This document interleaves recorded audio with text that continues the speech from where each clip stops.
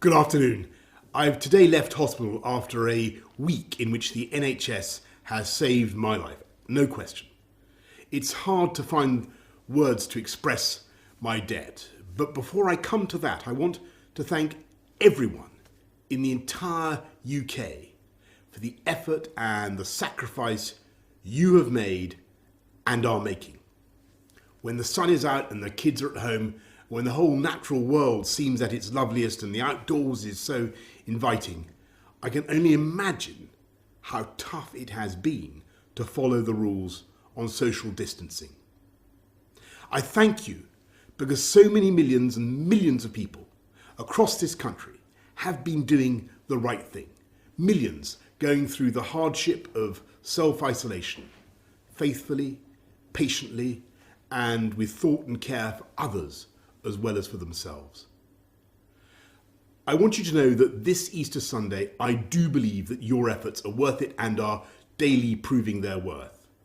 Because although we mourn every day those who are taken from us in such numbers, and though the struggle is by no means over, we are now making progress in this incredible national battle against coronavirus. A fight we never picked against an enemy we still don't entirely understand. We're making progress in this national battle because the British public formed a human shield around this country's greatest national asset, our National Health Service. We understood and we decided that if together we could keep our NHS safe, if we could stop our NHS from being overwhelmed, then we could not be beaten, and this country would rise together and overcome this challenge as we have overcome so many challenges in the past. In the last 7 days, I have, of course, seen the pressure that the NHS is under.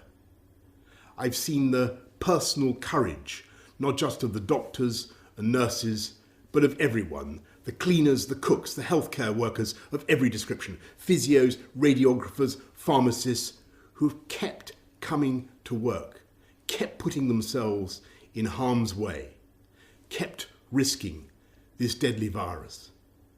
It is thanks to that courage, that devotion, that duty, and that love that our NHS has been unbeatable.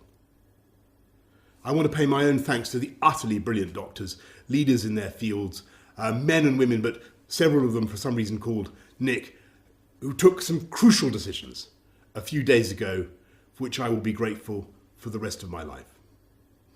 I want to thank the many nurses, men and women, whose care has been so astonishing. I'm going to forget some names, so please forgive me, but I want to thank Poling and Shannon and Emily and Angel and Connie and Becky and Rachel and Nikki and Anne. And I hope they won't mind if I mention in particular 2 nurses who stood by my bedside for 48 hours when things could have gone either way. They're Jenny from New Zealand, in Invercargill on the South Island to be exact, and Luis from Portugal near Porto.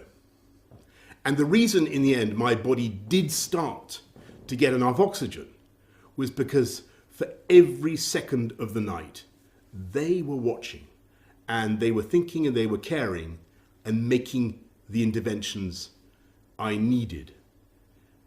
So that is how I also know that across this country, 24 hours a day, for every second of every hour, there are hundreds of thousands of NHS staff who are acting with the same care and thought and precision as Jenny and Luis.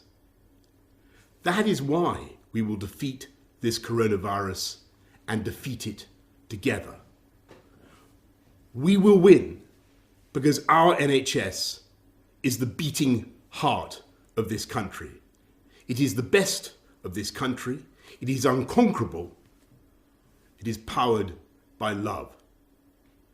So, thank you from me, from all of us, to the NHS. And let's remember to follow the rules on social distancing, stay at home, protect our NHS, and save lives. Thank you, and happy Easter.